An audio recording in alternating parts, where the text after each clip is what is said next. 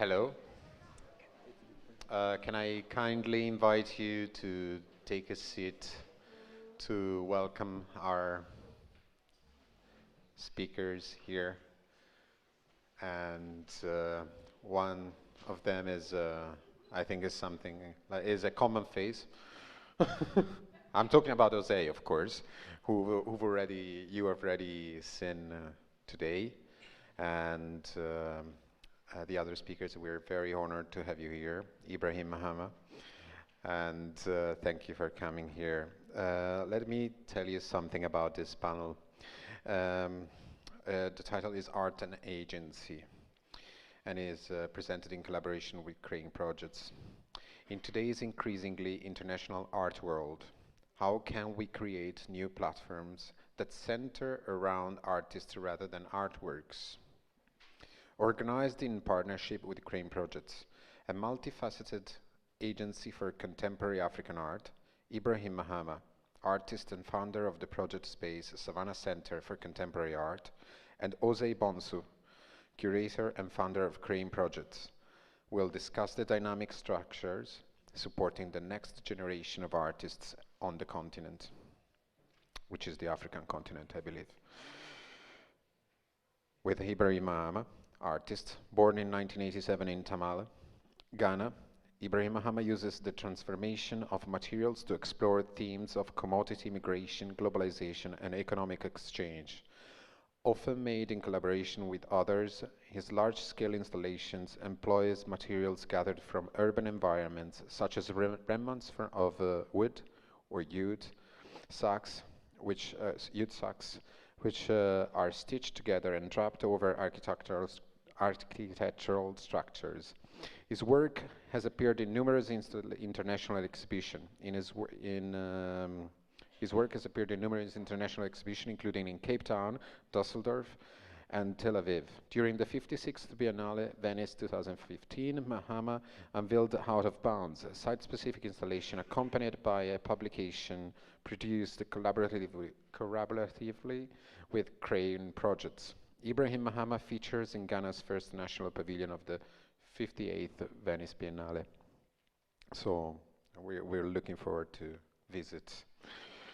Osei Bonsu is an independent curator, is a British Ghanaian curator, critic and art historian based in London and Paris. His activities encompass exhibition programming, publishing and cultural strategy in the field of visual arts.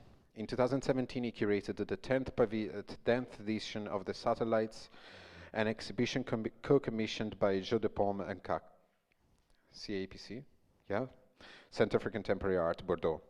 He has also worked on the development of a number of projects focusing on African art, including Pangea 2, New Art from Africa and Latin America at Saatchi Gallery in 2015, and 154 Contemporary African Art Fair in 2013 and 14. In 2015, he founded Crane Project, a multifaceted agency that nurtures, supports, and develops artistic practices based in Kumasi, Ghana. So I leave you the microphone and make good use of it. Thank you so much, Neri. So it's been such a pleasure so far moderating and introducing the speakers, and this is a particular pleasure because 4 years ago I started a project during the Venice Biennale called Crane Projects. The focus of this project was really to find a way for artists to engage with international structures like biennales that have become all powerful in our current, let's say, climate of contemporary art, but to really provide ways that African artists in particular could have agency, both over the work, the way the work was transmitted, distributed and received. So what I found in many cases, looking at, as an art historian at the history of African art, is you had a great number of artists pretty much since the post-colonial era and sometimes before the 40s and 50s, into the 60s and 70s, who created these tremendous bodies of work. Often these works could, rival any European master in terms of volume. They'd created large bodies of work that had informed contemporary culture, had this massive impact, and then often you'd go to this region, whether it was Senegal or Ghana or Ivory Coast, and you couldn't find a trace of that artist's work. And often the easy excuse for that was that colonialism happened, and now we were in a post-colonial era, and the asymmetrical economic structures that underpin most African countries means that it's natural for work simply to leave. And that kind of argument, I guess I was satisfied with for long enough, because a lot of curators convinced me that it was simply the case and I shouldn't question it. What I started to think a lot about was that there was a generation of artists really coming into their own, finding their voices, trying to find new answers to problems, but who effectively were still caught in a very kind of hegemonic structure within which there was no way of actually bargaining with the international art market. So I took my curator hat off and I started to think about where I began, which is with 154, with Turel Glaoui and Koyo Kuo, setting up the first international art fair for contemporary art in London. And then working with Charles Saatchi on Pangea, that was a commercial exercise in kind of building the Africa brand. And what I found interesting about the question of building Africa as brand is that we all think we know what contemporary African art is. It's kind of become a catch-all for so many generalities. But the difference between an artist like Ibrahim Mahama and Ellen Itsui, that is also from Ghana, these are vast differences. They're material differences, difference in terms of approaches to political circumstances, cultural identifications. So in fact, what I'd like to do is push back in this case against our kind of very international context, where I'm sure among you there are over, I don't know how many countries and languages spoken, but to really speak about the specificity of regionality and what that's meant to me as a curator. And that's kind of why I started Crane, and Crane refers to an early text I wrote about Ibrahim's work, where we were talking very much about the paradoxical situation that kind of shadows the African economy, within which you might see a slum full of random garbage and detritus, a family living there, and then a kind of crane sweeping through. And that crane becomes a kind of, double-edged symbol that can reflect both the process of development and the possibilities of development, but also the inevitability of failure, and that those things are kind of necessary. They work part and parcel, they inform one another, particularly in a context like Africa. So this is one of the first times I came into contact with Ibrahim's work. He'll talk more about this later, but to really frame Ibrahim as one of the kind of most socially engaged artists of his generation, I think by now is an understatement because of so much of what he's done since. But I think Ibrahim's contribution is one of really questioning material politics, taking forms that we encounter in everyday life, which is certainly not new in the history of conceptualism, and kind of reordering them, reimagining them as signifiers of a kind of material reality. So when I met, I have a kind of funny anecdote. When I met Ibrahim, I introduced his work to my father, who's based in Kumasi, Ghana's second city, and he said, who in the world would want to buy these works? I mean, this is the crap that most Ghanaians don't even want in their houses. So, you know, why is, Mr. Saatchi, or any collector for that matter, interested in this little artist called Ibrahim Mahama? What he didn't realize is this little artist was a very big artist even then, and had a great deal to offer the discourse of contemporary art. So really from then on, and I think you all know Ibrahim's work, but you imagine this in the context of, this is Kwame Nkrumah University, where, you know, Ibrahim had this kind of way of mobilizing young artists in the local context to believe that they too could take on an international platform, and I think that really became the impetus for Crane. This is a book that we produced with Ibrahim Mahama in 2015, of which we produced 150 editions, and it was really a way of providing those collectors, probably local collectors that couldn't afford the high prices that is often demanded for these works, to actually have a piece of the work and engage with its materiality. We commissioned text by local authors for it, and kind of wrapped it within this ubiquitous jute sack material, so it becomes a kind of miniature in a way. So really this is a way of thinking about, you know, the kind of key tenets of what Crane does. You know, we're a multifaceted agency, meaning we represent artists, but also in many ways we find ways to make opportunities for artists.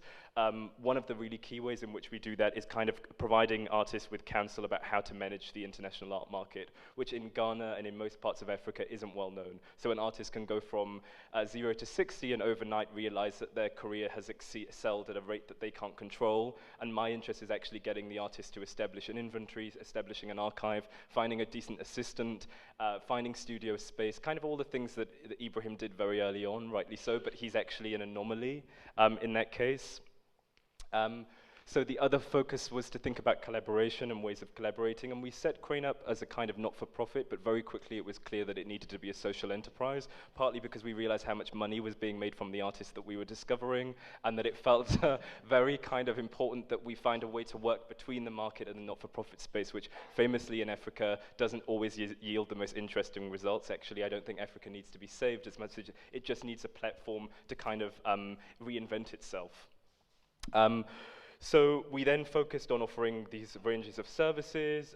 We tried to find ways that we could inform artists, you know, and kind of give them the maximum tools to not only survive but thrive.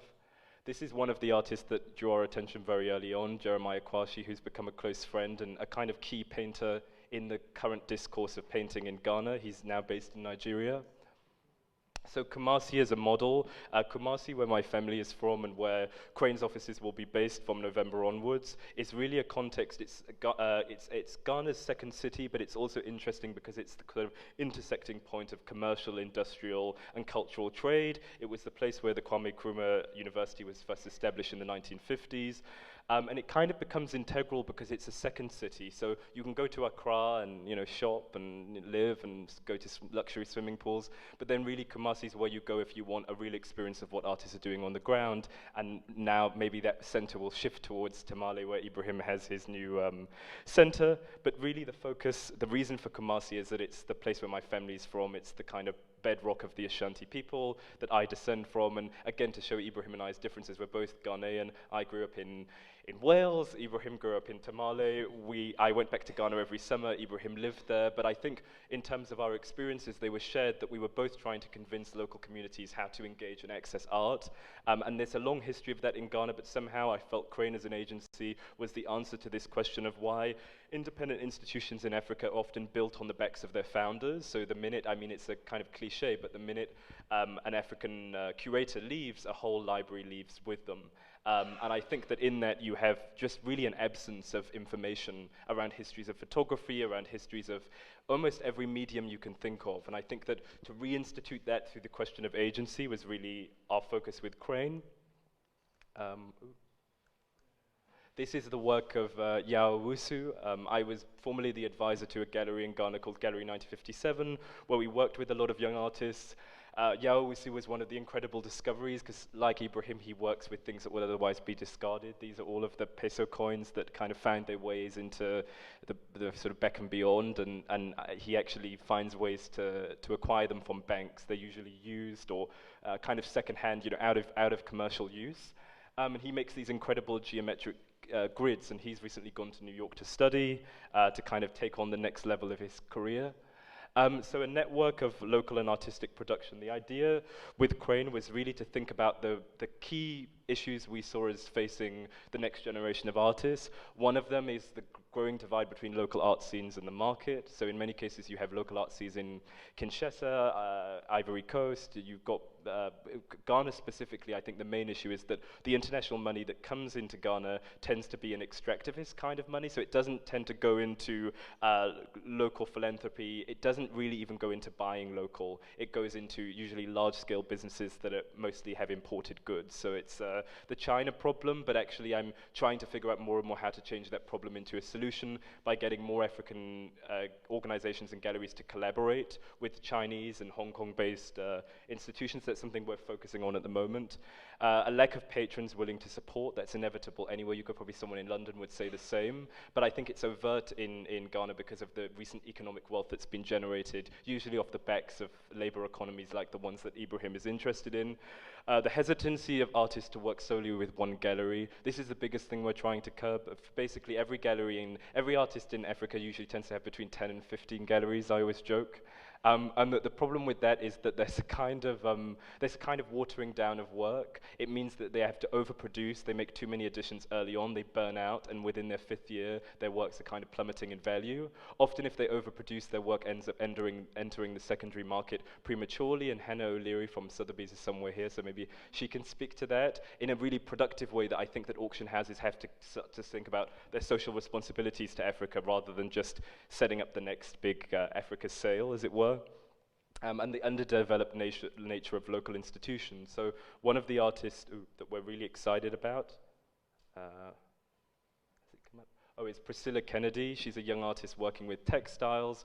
She kind of has the whole world at her fingertips, and at the moment we're trying to raise the funds for her to go and study at the Royal College of Art in London. So in a way, what we try and do is be serviceable to artists. Some of the early advice I received as a curator is how curators can be of service to artists. It was from Hans Ulrich, but he kind of frames this as, you know, in his very productive way, I think, of doing multiple interviews, marathons. And for me, it's really about thinking about a local context, how to generate local wealth and interest, and to actually put back into the artists what they give to us, which is often the incredible amount of energy, imagination, and I think that in order for this system to be changed, it's not a question of the next artist like Ibrahim signing with a big gallery, it's a question of artists like Ibrahim setting up their own structures locally, and that's what Ibrahim's going to talk more about, but I wish that more of those structures actually had a for-profit situation, because in a way, what we risk doing is setting up institutions that become kind of hollowed out dreams. And in a way, the focus for me is to find ways that there's reciprocity between the Western art market that continues to thrive, continue to generate surplus value for this art, and the actual local structures that need to thrive in their own right. So that's Crane Projects, and if anyone's interested in supporting, I'd be happy to hear from you. And Ibrahim's going to talk more now about his project in Tamale. Thank you so much.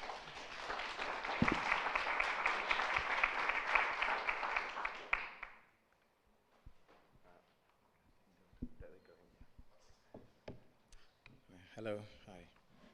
Thank you very much for this wonderful honor, to speak at this very occasion about some of the projects that we've been working on in the last few years. As I was introduced, I started practicing, I think, just about 4 to 5 years ago. I studied, of course, at the Kwame Nkrumah University of Science and Technology in Kumasi, where I had my undergrad, MFA, and currently PhD in painting. So a lot of the research I've actually been doing is as a result of looking into the history of exhibition making and also looking into the history of what art itself has generally been. First, within its form. Second, in terms of spaces they occupy. And thirdly, also the kind of political conditions that they come with, and also how people get to experience these things. I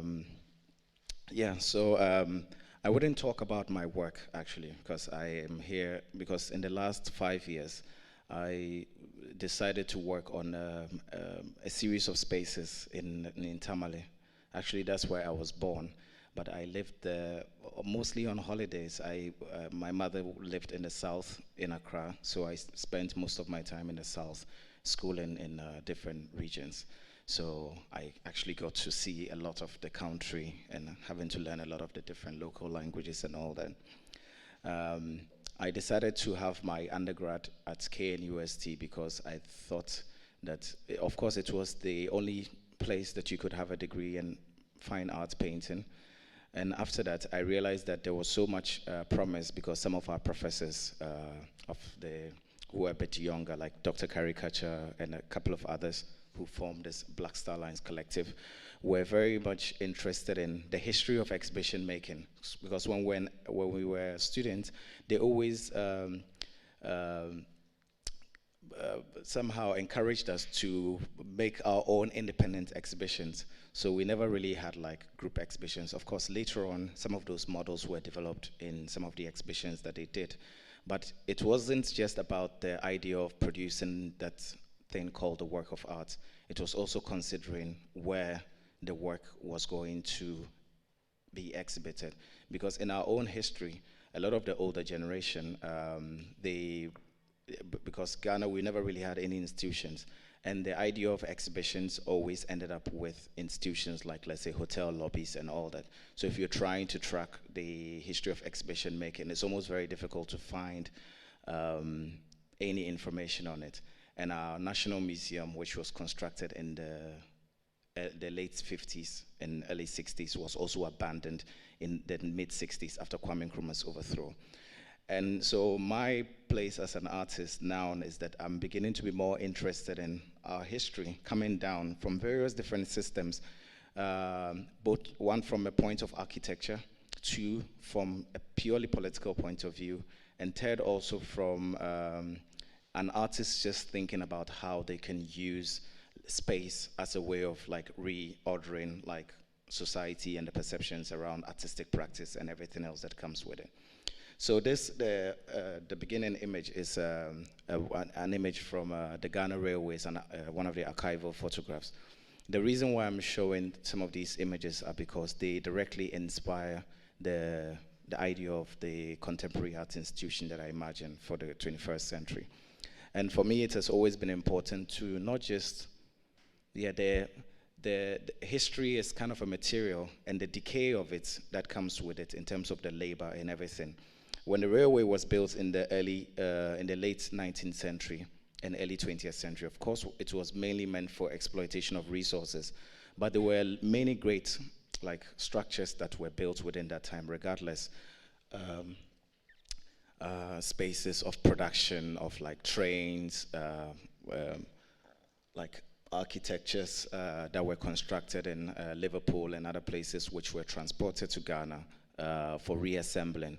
And some of the work that I did was always collecting these jute sacks and actually taking them to these spaces and producing the work there with the workers, because in as much as I'm interested in the aesthetics, I'm also interested in the political conditions and the architecture that inspires the production process. Yeah, so a lot of the time I spend actually just going to factories and trying to really understand the kind of labor conditions that goes into the production of, for instance, just as something as simple as the railway and a train and how that runs. Because a lot of the trains that were brought in Ghana, along a point, they were no longer in production. So the workers had to invent really interesting ways to reproduce the parts that would keep the trains running. So those are very important, as much as the spaces that they occupy. And for some interesting reason, because we came into, my generation, we came into this, the practice, not having formal spaces like museums and all that. For me, I thought that was really interesting to begin with, that the fact that there were almost no institutions, so we had to start all afresh. So I was very much interested in borrowing ideas from spaces that existed that actually held physical conditions of working lives of people, and also just the architecture itself. Because if you look at the building, in terms of how it's designed with the skylights and everything, many exhibition spaces normally when they are designed, they're in these very wide cube spaces, and they're also in people's homes and all that. Of course, sometimes I think it works, but if you're thinking about a generation of artists in terms of what can really inspire them materially, because sometimes just by the fact that a specific space exists, it inspires an artist to produce a specific type of work, which ordinarily they wouldn't have. So those things were inspiring me to produce my own work, but at the same time, I was thinking about how I could borrow elements and residues of that architecture as a way of developing new spaces. So they have many different spaces. So this was an old paint factory in Tema, in Accra. So I just don't look at the architecture, but I also go into the archives and borrow things from it, which inspire the architecture that I make later. Some of these, the image on the, sorry, I'm very bad with my left and right, but you can see the one here. It's it's the basement of a silo, and these silos were built in the early 60s for the storage of grains. So a lot of the sacks that I use actually were meant, the cocoa in those were supposed to be stored in these, but were never done. And this actually was another kind of modernist building that was built along the coast that was abandoned. So mostly I used the decay of architecture, the physicality of it, and everything that comes as a starting point to inspire the spaces that I'm going to show. This is an image of one of our students from KNUSC. She's doing a PhD, Ajokise. And it's actually an image from the opening exhibition that we had in SCCA in Tamale. And the reason why it's important to me is because the whole idea has always been to create spaces that artists themselves could somehow come together to facilitate and to be able to create really phenomenal exhibitions. So when over the last 5 years, of course, I started building these spaces in 2014 when I earned the first money from my from the artwork that I sold. But of course, like in the arts world or within the arts market, mostly when a work of art translates into a certain value of money, the money mostly just is like an end, like where a commodity becomes something else and the money just becomes a symbol. But I thought that the money can also become material in itself again. So I made it a point that every work that I sell, at least 90% of the money will go back into building or constructing these spaces that would in turn somehow further transform the art world. And also, yeah, so this is the first space actually that we opened in, I think it was, yeah, in March this year. Yeah, so you can see that the architecture is very much inspired by the railway. Yeah, so for me, the building itself is very important. So I made most of these drawings back in 2013, I think, when I was doing the residency at Gasworks. Back then I was discussing a lot of these ideas of how an artist's practice could go just beyond making formal things into actually creating spaces that could somehow change the way the landscape operated. So within the entire production process of creating the first exhibition, I've always been interested in this idea of documentation, because I'm interested in the process of having to build something and the process of the thing being what it is, you know, in itself. So, yeah, so this is another image of some school pupils from the Islamic school seeing the current exhibition there. And then the other image is just an image that I took 3 years ago when we were still working on the foundation. So in as much as I go back to spaces that come from a long history and then photographing them and looking at how that inspires contemporary thought, I'm also interested in the process of being an artist and creating something and further imagining it to what it becomes afterwards. Yeah, and it's, maybe I'll stay with this image a bit, but it's been very interesting. This particular space, which was just opened, actually, it was meant as a retrospective space. So as I said before, the older generation of artists mostly had spaces like, let's say, hotel lobbies and all that, like, to make exhibitions.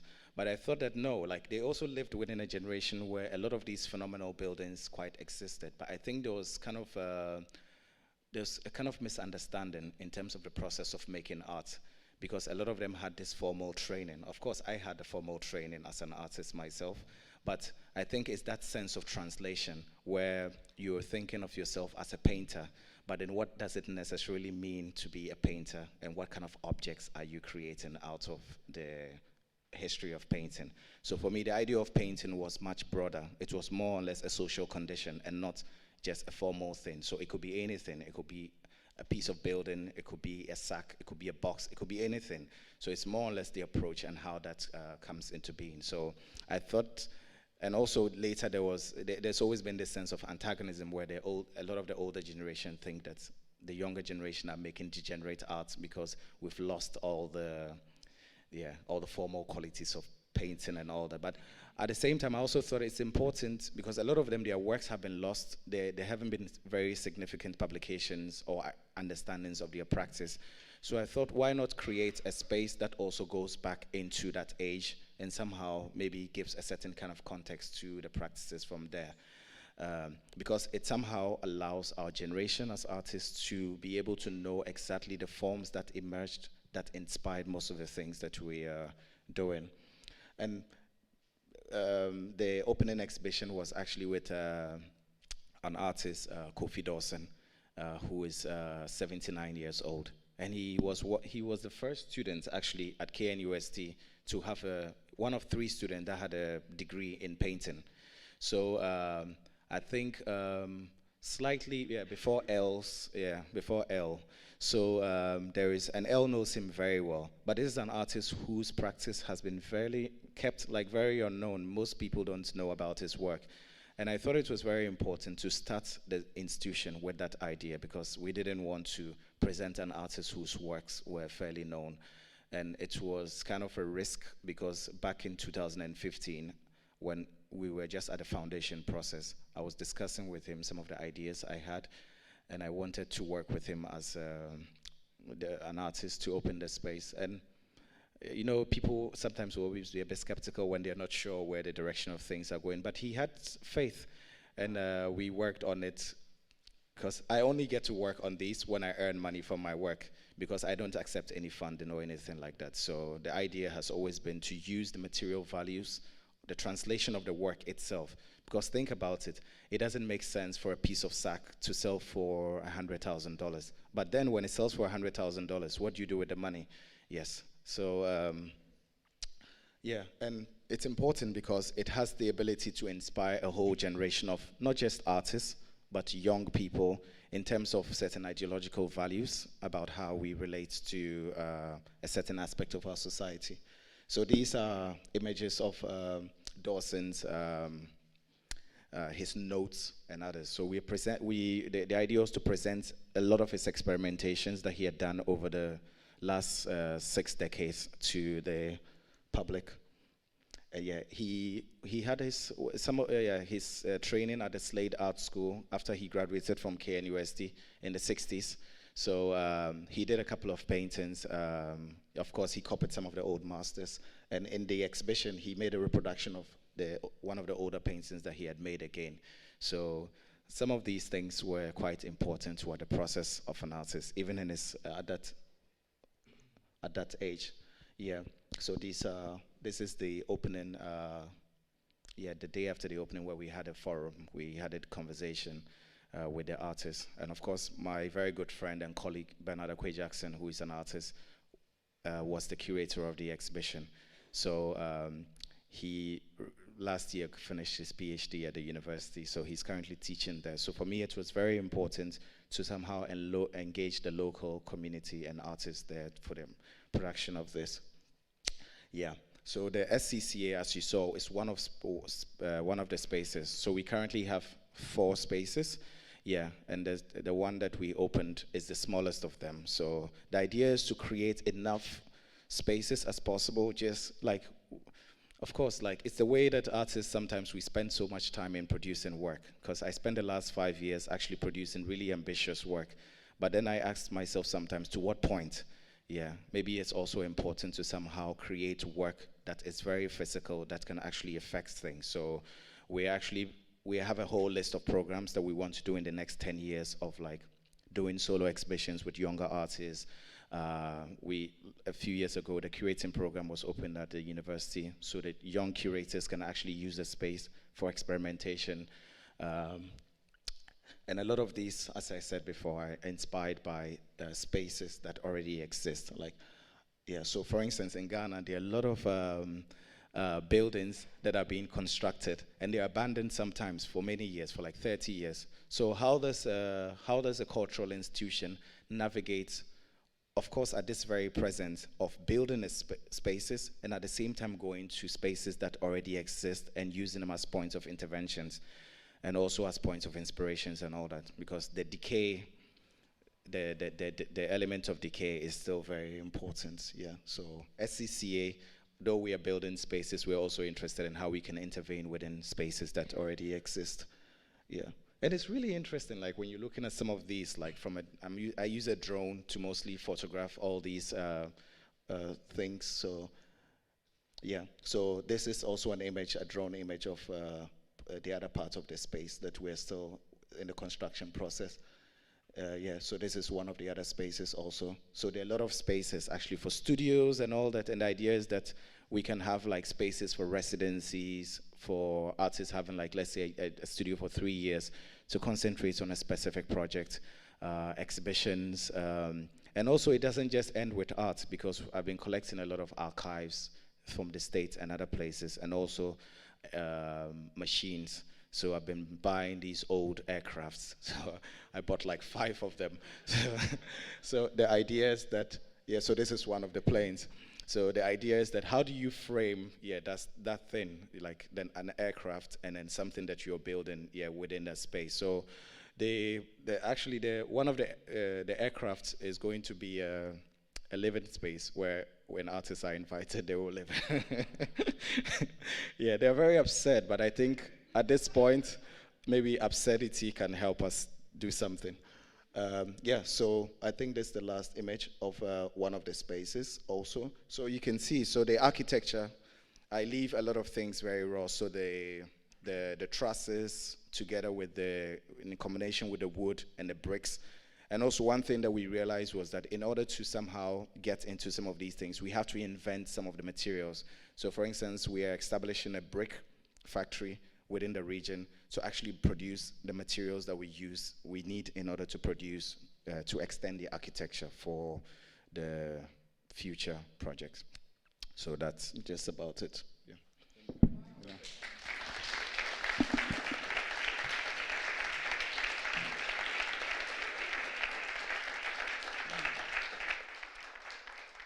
So I think Ibrahim and I have been in dialogue for years and years, so it's a good time for you guys all to ask questions. If you have any, and there's a mic going around, just raise your hands and...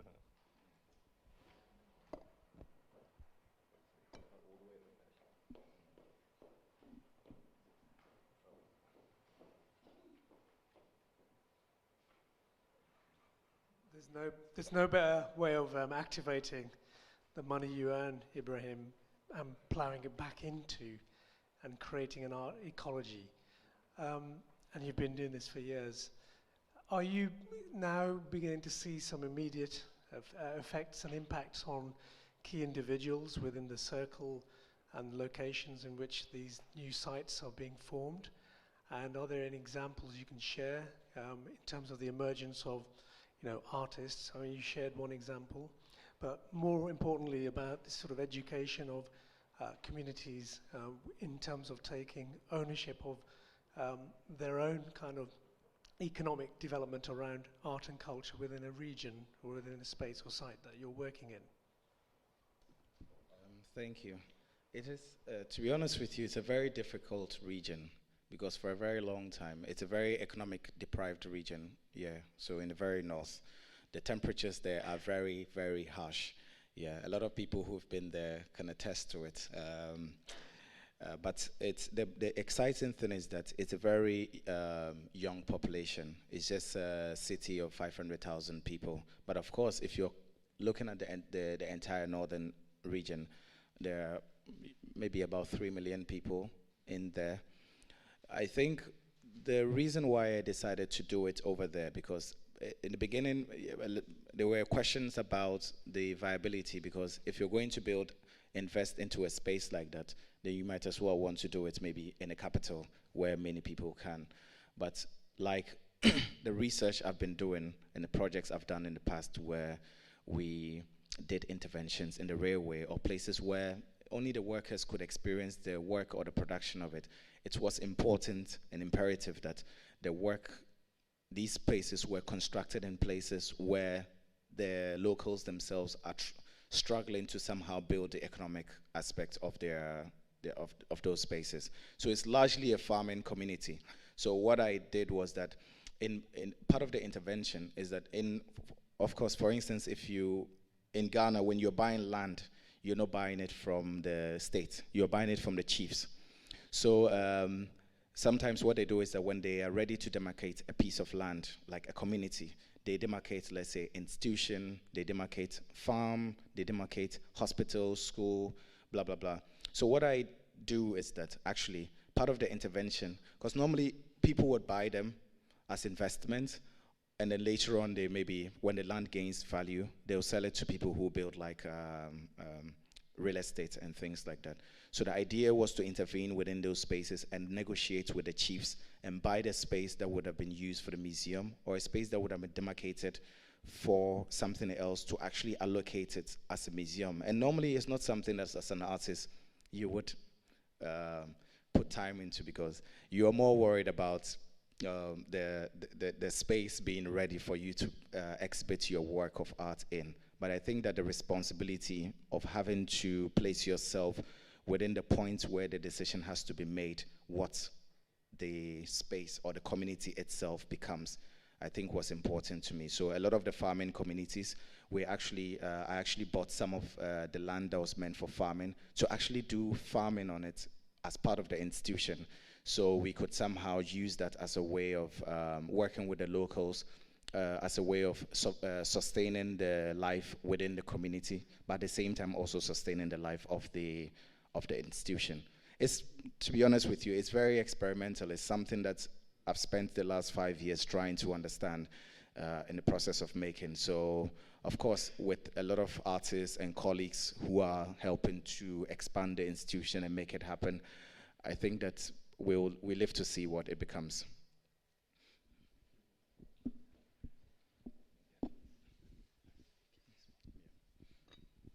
Ibrahim, hi, super inspiring talk and project, incredibly ambitious. My question is twofold. I think you made a spectacularly important point of saying that it's all your own money and you're not accepting donations, which is, you know, like I was wanting to cheer, you know. But the second thing is you're building up spaces, and you said you know, they're essentially operating towards supporting production and exhibition, and yet at a certain point a moment will come where you will realize that there's also a need for a collecting approach and a preservation, which is for me is a really interesting, I mean, and we are in a moment of evolution of collecting institutions and museums on the continent, and that is a very sort of heavy responsibility for us on the continent of retaining the cultural production. How do you know, do you see that in the future of the project, and it might necessitate collaborating with other funders at a certain point, because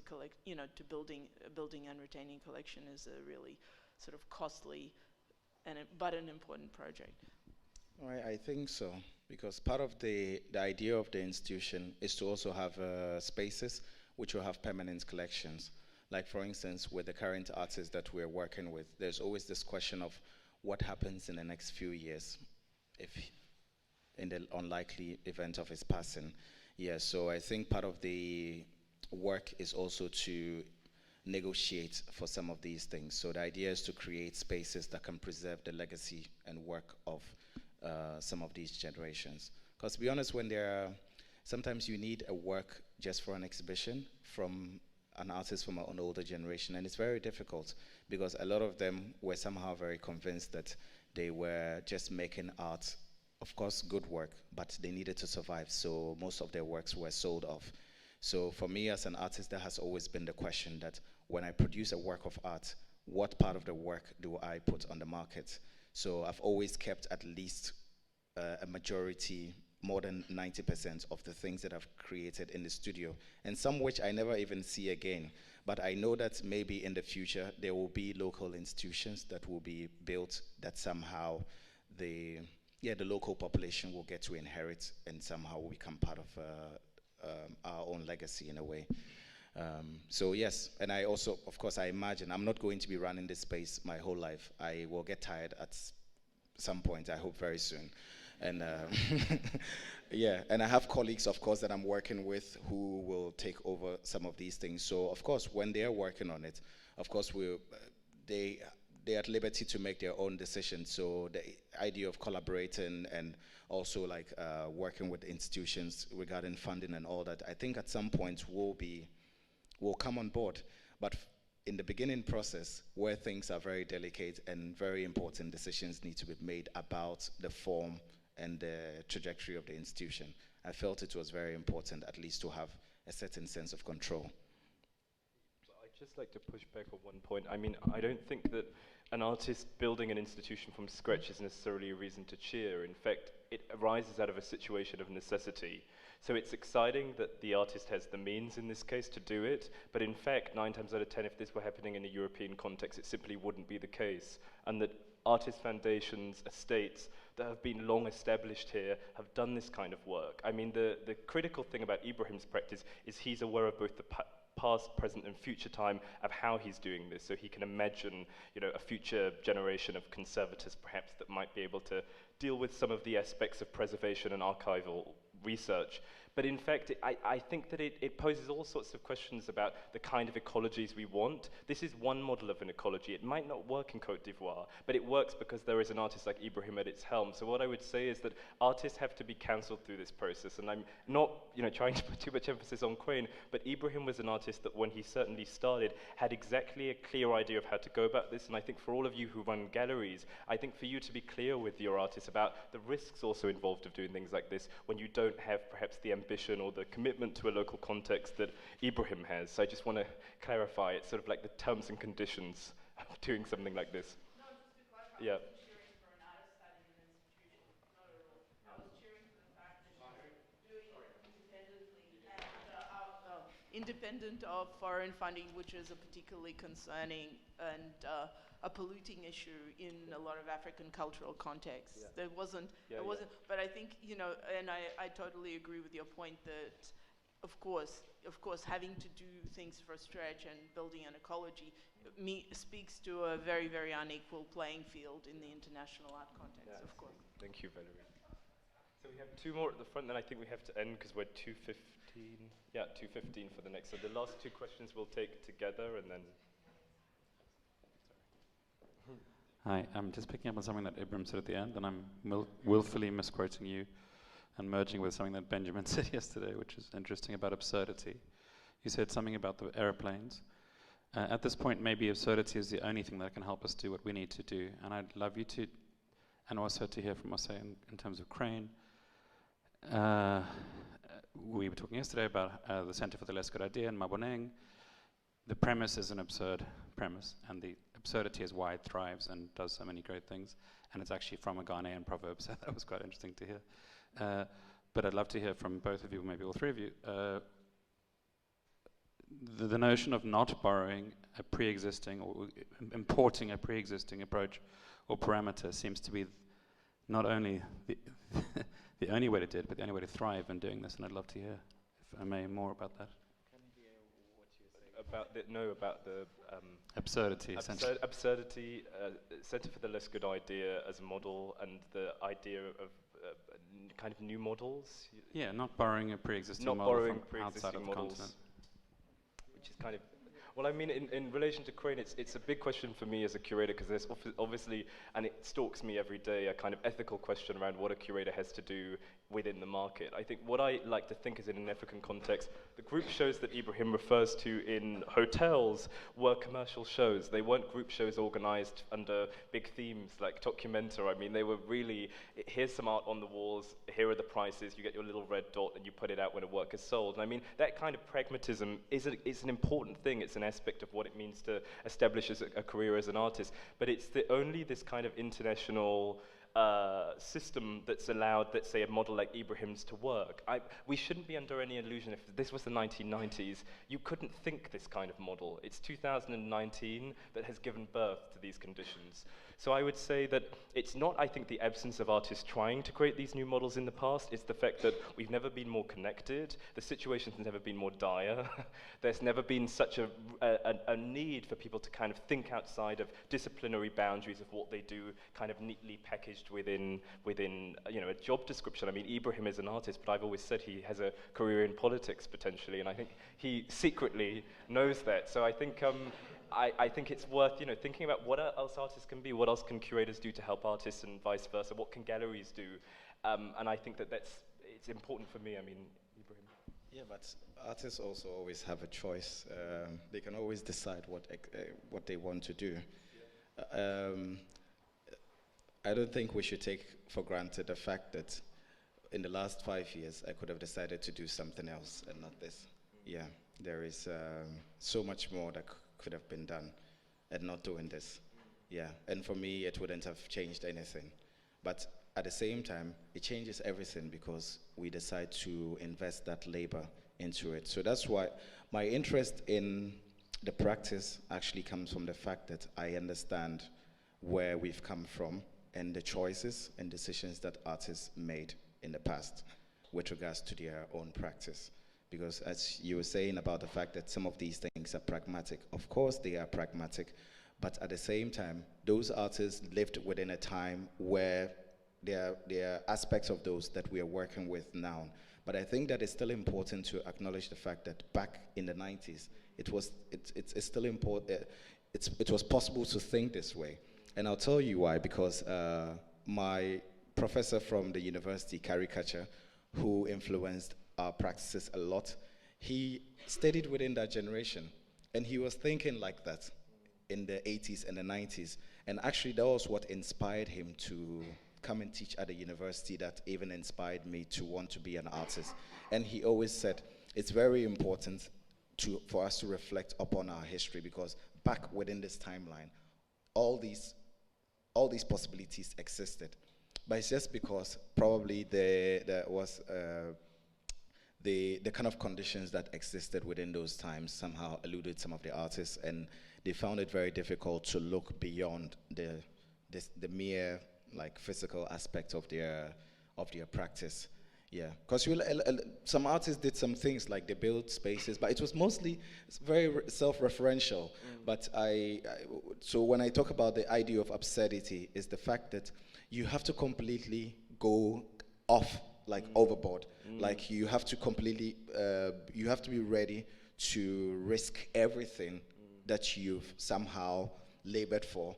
And then maybe through that process, it will create an entire different system altogether. And I think the precedent for any kind of system of innovation is pedagogy. You know, the first Museum of African Art was established in ⁻66 in Dakar. There was the Musée Dynamique, and I've just come back from Dakar doing research on this museum. What was so interesting is it was set up as part of, Leopold Sédar Senghor's political project, but the minute there was kind of political dispute, the museum fell into disrepair, and it was active for 10 years. I mean, it's also possible that this structure might not exist forever, but I think in Africa we speak a lot about death. I don't know how many of you know the Centre for Historical Reenactments in South Africa, but its curator said it was important at the time that institution died. And I think we talk about permanence, monumentality, but I think it's equally important to talk about temporality and the kind of lack of fixity and what that means. I mean, the politics of that are also so interesting. And lots to think about there. I mean, but pedagogy, I think, is where the innovation kind of has to start. Did you want to? Yes. The last question. So first, I wanted to tell you how. I'm speaking obviously for myself, but I think a lot of people have been very inspired by the story, by the narrative, by the bravery of what you are doing. And my question is, I love your art. The last piece I saw about you is in Milan, covering the Bastioni di Porta Venezia, which was a monumental work, acquiring critics as much as praise. And beyond being brave as an artist and creative, you are evidently an impactful leader. And my question to you is, do you see the impact of that? Do you see inspiration you bring to people? Are you creating a crowd of young artists or people involving together with you in your project, and so creating like a community around this, which is the most important thing we should do? Yeah, exactly. I think the most important decision I ever made as an artist was to stay in Ghana. Of course, after my undergrad, I had the opportunity to travel and do my master's in Europe, but I decided to stay because there was something, that we realized that there was some work that needed to be done, and that work needed to be done in that difficult condition that we all emerged from. Because sometimes in using the conditions themselves to produce, it can produce something really beautiful. Of course, colleagues and friends later on, when I had an international practice, it was also very important to go back to the same university to do the PhD, because I felt that it would be also inspiring to the younger generation there. Because when we were students, it was always very difficult, like if you're studying about L or Okwi or like great artists like historians and all that, and they always seemed very far away. Like if we're reading about someone like Paul Goodwin, and it seems so far away, but the moment you meet individuals like that and you realize that, oh, after all, maybe we share the same, we share the same condition, and like we want the same thing after all, like things like that. So being within the university somehow inspires the artists not just to believe that there is an artist who has a practice that is international, but at the same time, someone who is just ordinary here, like you have classes with them, you share experiences regarding. One thing I always like to share with them, it's 2015 in Oquis Biennale, how we ended up doing the out of bounds work. Yeah, and when you tell them a story about how I had to travel all the way to Venice to negotiate for the right space and all that, because at that age, it seemed, yeah, it was I was still in school, so it almost seemed, if you're invited to Venice, you dare not say, I want this space. Like, you just say, yes, thank you, like, I'm coming. Yeah, but it was important to negotiate for the specific space, because that's where the training came from. So for me, it was important that every decision that I make in my own practice should somehow be able to influence the generation of artists who are yet to emerge, because there are infinite possibilities. And as I said before, there are a generation of professors who are very progressive, who are trying to at least open up new ways of experiencing and producing. So when you're an artist that comes to occupy that idea, you have to do a lot more to inspire a generation rather than just think about continuing your practice the way you started. So thank you so much.